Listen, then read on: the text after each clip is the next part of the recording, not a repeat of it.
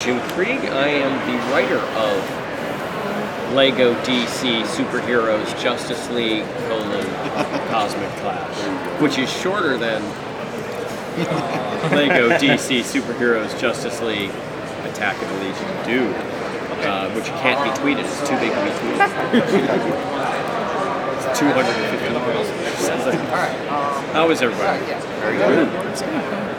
One of the things I was curious about was, are there any specific comics, stories, or runs that you read to inform you? This is, I don't know if it's your first big Brainiac story, but to get into that character.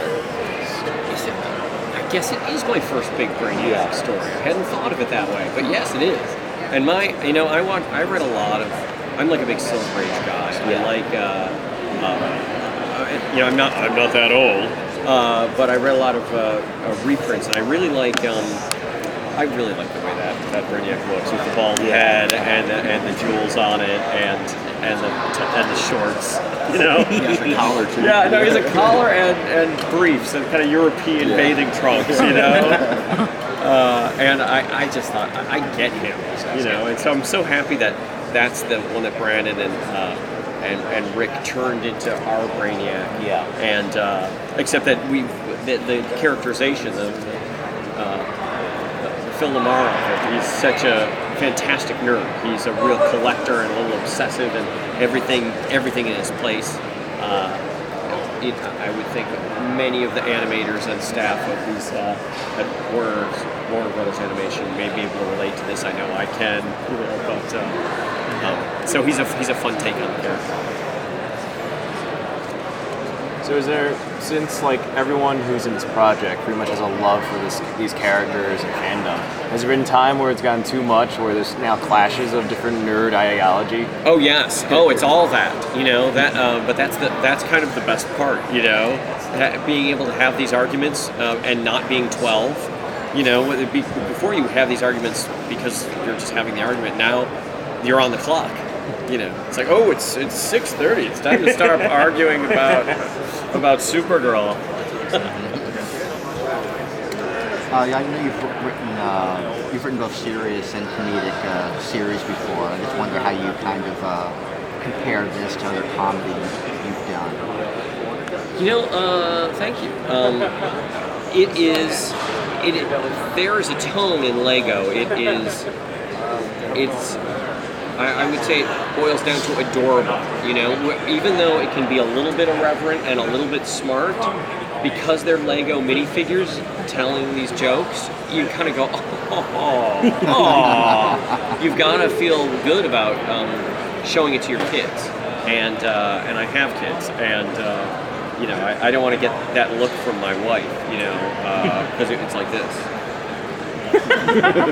and it would never even get there, because first I would get that look from my producer and then the studio and then Lego itself, and they're Danes. They can really give that look. I know that look. Yeah. So there's a correct tone for it. You want to get that, and in some ways even something as dark as Flashpoint Paradox, there are jokes in it. You know, there's a lot more dark and a lot fewer jokes, but in these Lego movies, there are a lot of jokes, but there's enough story, there's enough serious. The Earth is in jeopardy. You know, the dials are just set differently.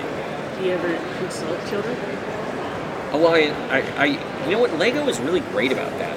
When they're doing new brands, they test it the heck out of it. We don't have the time or money to test each thing with like a group of kids, but I do take it to my kids and pitch joke, and they are my harshest critics. They say it with love, but there are things they want to see in it, and there are jokes that they pitch that I try to sneak in. I don't pay them for it, but I will be paying for college, so you know, I think that's the price they pay. That's the trade-off. That's the trade-off. Yeah, I should get that in writing. But yes, so I do. I try it all out on my kids. Since you're writing with Lego toys in mind, does Lego actually give you like Legos to kind of play with and then sit there and then go right? When we started doing these, Well, the first thing, we had a big meeting where they had made all these Justice League toys. I mean, they were prototypes. They were one of a kind. The Javelin and one of them was the Brainiac ship with the tentacles and the skull. And at the beginning of the meeting, we had to talk like grown-ups, but we were all basically kind of just killing time till we could get up and then go over to the table where the toys were so we could play with them. And I think that's when the actual meeting really began, and the rest was just kind of BS. Because it's the playing with the toys and going, I want to see this in a show.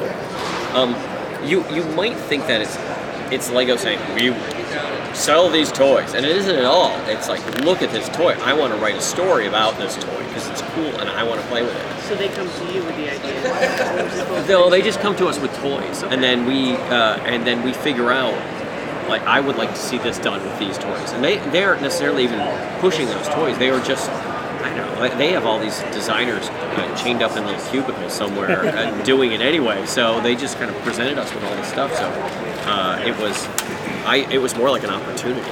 They don't really have an agenda. They don't have the story they want to hear. I think at this point we have a pretty good relationship and trust, and they know that we can hit the tone that they want, and we enjoy doing it. It isn't a burden. Jumping off on that question, so how much freedom do you actually have? Because there is a specific tone you want to have with these movies. So, and I'm sure there's a little bit of overhead as well, making sure you do things the Lego way. But how much freedom do you actually have, like, to write the story you want to write? It's strange. You would think that it would be very constraining because they're two, global entities in the title of the piece. It seems like it's like the Verizon PetSmart. But it's not. It's I would say we have more freedom doing these than they do in some of the other DTVs. Where there's a real agenda of tone in terms of seriousness, and in this one because we all go in knowing that it's lighthearted. We don't have to follow the same rules and the same backstories and the same characterizations of the characters. We can go a little bit off book, they can be a little silly. And so I think there's not that onus of the weight of this has got to be done right, because it's for kids, and it's my joke is that it's a gateway drug to bring kids in and say, oh, I know who these characters are. Because frankly, little kids don't read comic books. They play with Lego superheroes, and that's how they learn how these characters are, who they are, and become interested in it, so that they'll buy all the trade paperbacks of all the stuff later. With that creative freedom, are we going to see Lego Killing Joke anytime soon? I don't even know what that is.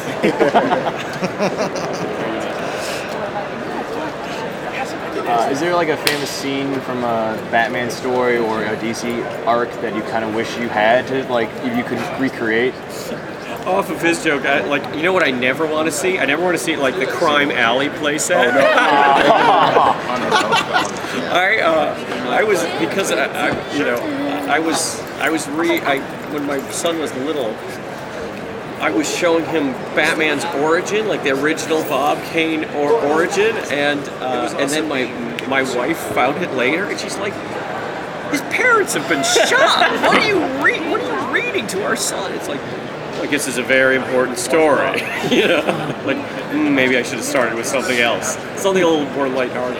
It's a good parenting lesson, like, love your parents. Teaching them to appreciate you now. Actually, you know what? I drive him to school now, and he's in middle school now, and we listen to Oliver Twist on an audiobook on the way there. And I'm hoping, my life isn't that bad. But that lesson, everybody, they're like, why do all my friends get to be online all the time, and I never do?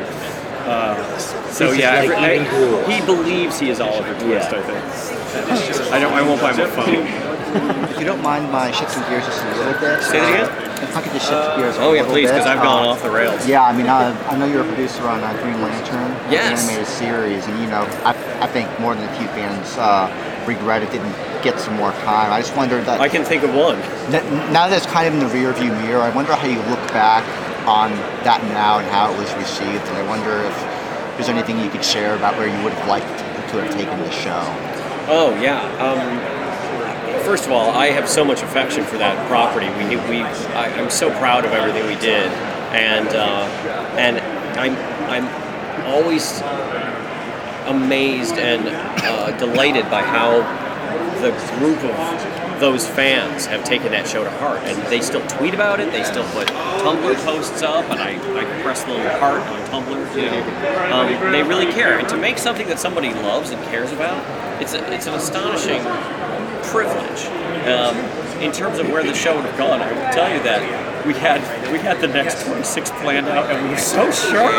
I had it up on the board, and we were bringing our bosses in, and like we were like gearing up to pitch exactly what was going to happen, and we got there's no toy line, and it's not going to happen. And it, like all our all our rings went dark. But at least the episodes that exist are good. Yeah, you ended on is so interesting with you got Razor and the blue ring. It's sort of like this very Fulton. Yeah. So I assume expanding on. I assume we wouldn't have seen the last of Razor. Oh no. That would be like cutting out Edward from Twilight. You know, it's like I think his story is told. You know, let's move on with the other characters. So you describe yourself as being a big Silver Age fan. Are there any obscure characters that you are hoping to be able to use in future DC Lego? In Lego DC, I wouldn't go too obscure with those characters. I mean, frankly, movies in general. Legion of Superheroes is pushing the envelope. You know, I'm excited about that. I am too, and but I want Matter Eater Lad toys. That's all I want. I know, right? Wouldn't that be fantastic? I'd like to see what kind of action that toy had. You know, just his jaw opens and closes. But I do have some Kirby characters that I will be busting out that you haven't seen before. No, you can't. I mean, you can ask, but I won't tell you because that ruins the surprise. It really is. There's that impulse that you want to know, but as soon as you find out, it's like, oh. But when you see it and it's unveiled, it's much more exciting. Oh yeah. It makes me be a little more disciplined as well, because I obviously don't talk too much. Is there anything that you are reading or watching or listening to right now that you wish more people knew about? Nothing that I can speak intelligently. Fair enough. Well, thank you. That was awesome. Thank you. Yeah, it's great talking to you. Is there anything I should see downstairs?